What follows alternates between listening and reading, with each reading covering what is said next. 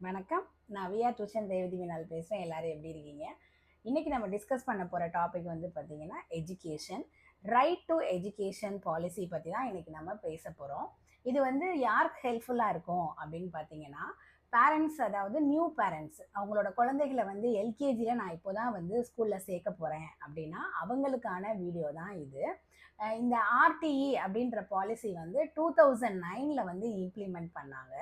இது எங்கே இம்ப்ளிமெண்ட் பண்ணாங்க அப்படின்னா, ப்ரைவேட் ஸ்கூல்ஸ்லையும் கவர்மெண்ட் எய்டு, அதாவது கவர்மெண்ட் ஸ்கூல்ஸ் அண்ட் ப்ரைவேட் ஸ்கூல்ஸில் நீங்கள் வந்து எல்கேஜி சேர்க்கணும் அப்படின்னு நினைக்கிறீங்க அப்படின்னா, நீங்கள் ஃபஸ்ட்டு ஆர்டிஇ வழியாக வந்து உங்கள் குழந்தைக்கான எலிஜிபிள் ப்ராசஸை நீங்கள் வந்து ஃபஸ்ட்டு அப்ளை பண்ணிக்கோங்க. அதாவது எலிஜிபிலிட்டி க்ரிட்டீரியா அப்படின்னா என்ன அப்படின்னா, வருஷம் வருஷம் வந்து கவர்மெண்ட்டே வந்து ஏஜ் வந்து ப்ரப்போஸ் பண்ணுவாங்க. இந்த டேட்லேருந்து இந்த டேட்குள்ளே பிறந்திருக்க குழந்தைகள் வந்து எல்கேஜியில் வந்து சேர்றதுக்கு எலிஜிபிள் அப்படின்னு சொல்லியிருப்பாங்க. அந்த மாதிரி எலிஜிபிலிட்டி டேட், அதாவது டேட் ஆஃப் பர்த் வந்து இந்த வருஷத்துக்கு எப்படி கொடுத்துருக்காங்க அப்படின்னா, ஆகஸ்ட் 1, 2022 இருந்து ஜூலை 31, 2023 உங்கள் குழந்தையோட டேட் ஆஃப் பர்த் இருந்துச்சு அப்படின்னா, அதாவது 3 இயர்ஸ் 6 months கம்ப்ளீட் பண்ணியிருக்க குழந்தைகளாக இருந்தாங்கன்னா, ஃபஸ்ட்டு நீங்கள் இந்த க்ரிட்டீரியாவில் நீங்கள் பாஸ் பண்ணிட்டீங்க.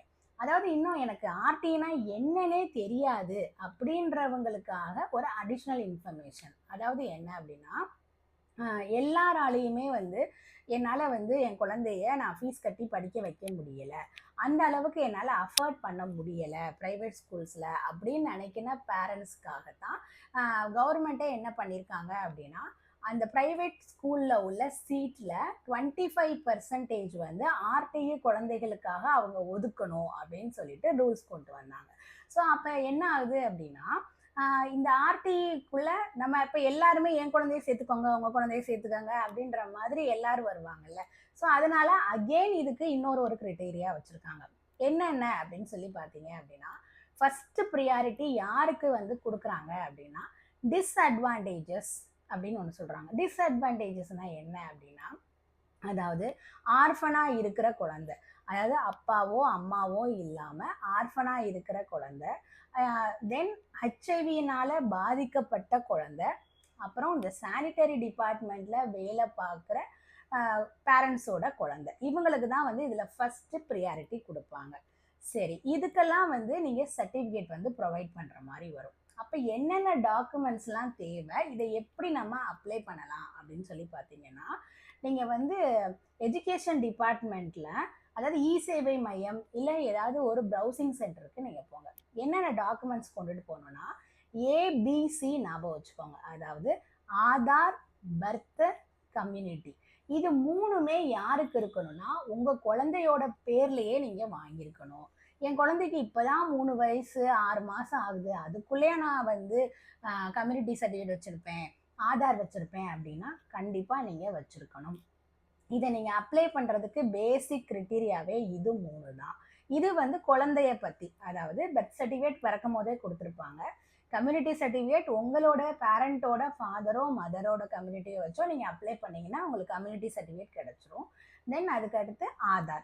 ஆதார்ன்றது மேண்டேட்ரி, எல்லா குழந்தைக்குமே, அதாவது இந்தியாவில் இருக்கிற ஒரு ஹியூமனுக்குமே வந்து நமக்கு அவங்க எந்த வயசில் இருந்தாலும் ஆதார் அப்படின்ற ஒன்று மேண்டேட்ரியாக வேணும். ஸோ ஆதார் நம்பரை வச்சு தான் வந்து உங்களுடைய ஃப்யூச்சர், அதாவது என்ன, எஜுகேஷன் நம்பரே வந்து பெர்மனன்ட் எஜுகேஷன் நம்பர் அப்படின்னு ஒன்று க்ரியேட் பண்ணுவாங்க. அந்த நம்பர் வந்து பேஸ்ட் ஆன் எதோட லிங்க் பண்ணியிருப்பாங்க அப்படின்னு பார்த்தீங்கன்னா, ஆதாரோட லிங்க் பண்ணியிருப்பாங்க. ஸோ மேண்டேட்ரியாக உங்களுக்கு எப்படி பர்த் வந்து ரொம்ப முக்கியமோ அதே மாதிரி இந்த ஆதார் வந்து ரொம்ப ரொம்ப முக்கியம். அப்போ ஆதார், பர்த்து, கம்யூனிட்டி, சரி, இதை நான் முடிவு பண்ணிட்டேன், அதாவது இதெல்லாம் என்கிட்ட இருக்குது, அப்போ இதை மட்டும் எடுத்துகிட்டு போயிட்டு நான் வந்து அப்ளை பண்ணிடலாமா அப்படின்னு கேட்டிங்கன்னா இல்லை. இதை தாண்டி இன்னும் 2 முக்கியமான டாக்குமெண்ட்ஸ் வந்து உங்களுக்கு வேணும். ஒன்று வந்து என்ன அப்படின்னா, பேரண்ட்டோட இன்கம் சர்டிஃபிகேட். ஏன்னா நான் முதலையே சொன்ன மாதிரி டிஸ்அட்வான்டேஜ் குரூப்புக்கு கீழே வர குழந்தைக்கு தான் ஃபஸ்ட்டு ப்ரியாரிட்டி கொடுப்பாங்க. ஆனால் ஸ்கூல்ஸை பொறுத்த வரைக்கும் அவங்களுக்கு எத்தனை செக்ஷன்ஸ் எல்கேஜியில் இருக்கோ அதில் இருந்து 25% சீட்டு வந்து ஆர்டி குழந்தைகளுக்கு கொடுக்கணும். ஸோ ஒரு குழந்தைய ஒரு ஸ்கூலோட ஸ்ட்ரென்த்தை பொறுத்து மினிமம் 8 நம்பர் ஆஃப் சில்ட்ரன்ல இருந்து 32 மல்டிபிள்ஸ் ஆஃப் 8ல ஃபுல்லாகவே வந்து நான் அவங்க என்ன ஸ்ட்ரென்த் இருக்கோ அதை பொறுத்து கவர்மெண்ட்டே வந்து அலோகேட் பண்ணியிருப்பாங்க. ஸோ ப்ரைவேட் ஸ்கூல்ஸாகவே இருந்தாலும் அவங்க இந்த ரூலை வந்து அபைட் பண்ணியிருப்பாங்க. ஸோ அதனால எத்தனை நம்பர் ஆஃப் குழந்தைக ஒரு கவர்மெண்ட் வந்து ஒரு ப்ரைவேட் ஸ்கூலுக்கு அலோகேட் பண்ணியிருக்கோ அந்த நம்பர் ஆஃப் இவங்களில் ஃபஸ்ட்டு ப்ரியாரிட்டி அந்த டிஸ்அட்வான்டேஜ் குரூப்பில் வர குழந்தைகளுக்கு கொடுத்துட்டு ரிமைனிங் இருக்க சீட்ஸ் எல்லாமே இப்போ நம்ம சொல்கிற மாதிரி காமன் பீப்புள் எல்லாருமே வந்து அப்ளை பண்ணலாம். ஆதார், பெர்த்து, கம்யூனிட்டி, தென் ஃபோட்டோ வச்சுருப்பீங்க. இது வந்து குழந்தை சம்மந்தப்பட்டது. இதை தாண்டி பேரண்ட் சம்மந்தப்பட்ட 2 டாக்குமெண்ட் நீங்கள் வந்து ரெடி பண்ணணும். ஒன்று வந்து இன்கம் சர்டிஃபிகேட் வந்து ரெடி பண்ணணும். இன்கம் சர்டிஃபிகேட் அப்படின்னும் போது அங்கே ஒரு கிளாஸ், என்ன கிளாஸ் வைக்கிறாங்க அப்படின்னா, உங்களுடைய ஆனுவல் இன்கமே வந்து பார்த்தீங்கன்னா 2 lakhsக்கு கம்மியாக தான் நீங்கள் இருக்கணும். அப்போ 2 lakhsக்கு கம்மியாக இருக்கிற யாருனாலுமே நீங்கள் வந்து உங்கள் குழந்தைய ஆர்டி இதுக்குள்ளே கொண்டுட்டு வரலாம். இது ஒரு டாக்குமெண்ட். தென் வெரி இம்பார்ட்டண்டான டாக்குமெண்ட் என்ன அப்படின்னா, நீங்கள் வந்து எல்கேஜி லெவலில் நீங்கள் அப்ளை பண்ணுறனால நீங்கள் வந்து ப்ரைமரி அந்த செக்ஷனில் வரும்போது என்ன ஆயிரும்னா, உங்கள் ஸ்கூலில் இருந்து உங்கள் வீடு அட்ரஸ் ப்ரூஃப் வந்து பார்த்தீங்கன்னா வித்தின் 1 கிலோமீட்டரில் தான் இருக்கணும். அப்போ எனக்கு சுற்றி நான் வந்து ஒரு ஏரியாவுக்கு நான் புதுசாக போயிருக்கேன், எனக்கு அதை சுற்றி எத்தனை ஸ்கூல்ஸ் இருக்குன்னே எனக்கு தெரியல, இல்லை நான் வந்து என்னோட ஏரியாலேருந்து ரொம்ப தூரமாக இருக்கிற ஸ்கூலுக்கு தான் நான் அப்ளை பண்ண விரும்புகிறேன் அப்படின்னா நீங்கள் அதை ஆர்டிஇ வழியாக அப்ளை பண்ண முடியாது. ஏன்னா இந்த 2 கன்ஸ்ட்ரெயினுமே ரொம்ப ரொம்ப இம்பார்ட்டன்ட். எப்படி வந்து இன்கம் சர்டிஃபிகேட் அப்படின்றது 2 lakhsக்கு கம்மியாக இருக்கணுமோ, அதாவது ஃபாதருக்கு, தென் அதுக்கடுத்து அட்ரஸ் ப்ரூஃப் அப்படின்னு சொல்லும் போது உங்களுக்கு இது எல்லாத்துக்குமே நம்ம டாக்குமெண்ட், உங்களோட ரேஷன் கார்டு, இல்லைன்னா நீங்கள் வந்து அட்ரஸ் ப்ரூஃப் அப்படின்றது நான் உங்களுடைய இன்னும் கரெக்டாக சொல்லணும்னா இப்போ இந்த ரெண்டல் அக்ரிமெண்ட் அக்செப்ட் பண்ணிக்குவாங்க. தென் அதுக்கப்புறம் இந்த குத்தகைக்கு அப்படின்லாம் சொல்லுவாங்கள்ல, அதாவது டிஃப்ரெண்ட் உங்களுடைய ஒரிஜினல் எப்படி சொல்கிறதுனா உங்களோட சொந்த வீட்டோட இது மட்டும்தான் அப்படின்லாம் கிடையாது. நம்ம வந்து வேறு எங்கேயாவது மைக்ரேட் ஆகிருப்போம். ஸோ அட்ரஸ் ப்ரூஃப் அப்படின்றது என்னவா மட்டும் இருக்கணும்னா, அந்த ஸ்கூலோட ரேடியஸ்லேருந்து உங்கள் வீடு வந்து 1 கிலோமீட்டருக்குள்ளே இருக்கணும், அவ்வளோதான். அப்போ இங்கே வந்து மொத்தமாக ஃபோட்டோவை சேர்க்காம 5 டாக்குமெண்ட்ஸ் வந்து இம்பார்ட்டன்ட். அதில் ஃபஸ்ட்டு 3 டாக்குமெண்ட்ஸ் வந்து உங்கள் குழந்தையோட தான் இருக்கணும். லாஸ்ட் 2 டாக்குமெண்ட் வந்து நீங்கள் பேரண்ட் ரெடி பண்ண வேண்டிய டாக்குமெண்ட்டாக இருக்கணும். ஃபாலோடு பை அந்த குழந்தையோட ஃபோட்டோவாக இருக்கும். இதை நீங்கள் வந்து ஒரு இ-சேவை மையத்துக்கோ இல்லைனா வந்து ஒரு ப்ரௌசிங் சென்டருக்கோ நீங்கள் கொண்டு போனீங்க அப்படின்னா இந்த எல்லா டாக்குமெண்ட்ஸையுமே அப்லோட் பண்ணுவாங்க. இப்படி அப்லோட் பண்ணும் போது இது வந்து அதுலேயே வந்து எப்படி வந்துடும்னா உங்களுக்கு பாஸ்வேர்டு, லாகின், பாஸ்வேர்டு எல்லாமே வந்து உங்களையே பண்ண சொல்லுவாங்க. உங்களுக்கு ஒரு ஆர்டிஇ அப்ளிகேஷன் நம்பரும் உங்களுக்கு வந்து ஜென்ரேட் ஆகி வந்துடும். இந்த அட்ரஸ் ப்ரூஃபில் வந்து பார்த்தீங்கன்னா நிறைய பேருக்கு வந்து இன்னொரு ஒரு டவுட் வரும். என்னன்னா, நீங்கள் எய்ம் பண்ணி அப்ளை பண்ணணும் அப்படின்னு சொல்லி நினச்சி போகிற ஸ்கூல் ஒன்றா இருக்கும்.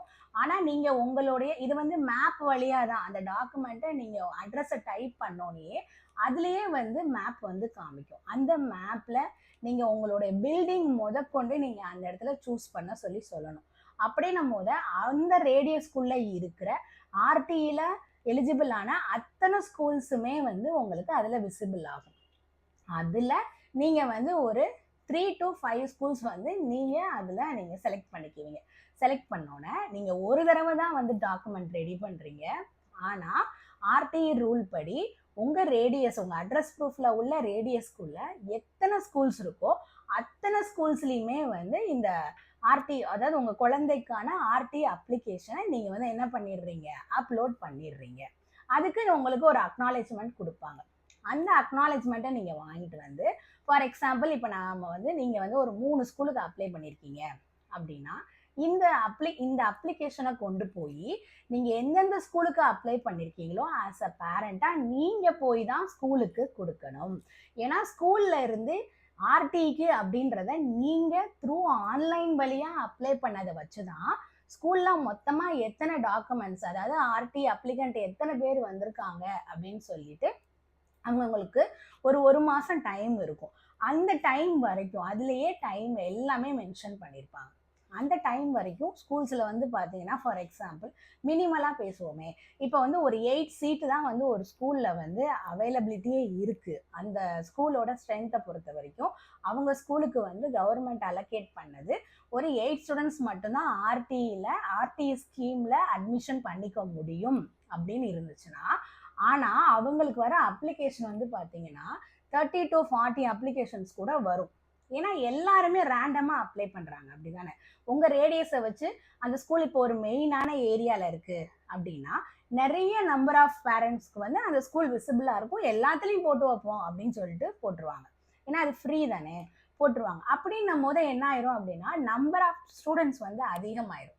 ஸோ அதுக்காக கவர்மெண்ட் என்ன பண்ணுறாங்கன்னா ஃபைனல், இப்போ நான் ஆர்டியில் அப்ளை பண்ணிட்டேன், எனக்கு RT number application number generate ஆகி வந்துருச்சு, அப்போ என்னோட குழந்தை வந்து ஆர்டியில் அட்மிட் ஆயிடுச்சா அப்படின்னு கேட்டால் கிடையாது. என்ன பண்ணுவாங்கன்னா லாட் சிஸ்டம், லாட்னா உங்களுக்கு குலுக்கல் முறையில் தேர்ந்தெடுப்பாங்க. குலுக்கல் அப்படின்றது எப்போ நடக்கும் அப்படின்னு சொல்லி அது தனியாக இதுக்கு ஒரு வீடியோவே நான் உங்களுக்கு போடுறேன். நம்ம நெக்ஸ்ட் வீடியோவில் அந்த செலெக்ஷன் ப்ராசஸ் பற்றி பார்க்கலாம். நாளைக்கு ஒரு நல்ல வீடியோவில் சந்திக்கலாமா? தேங்க்யூ.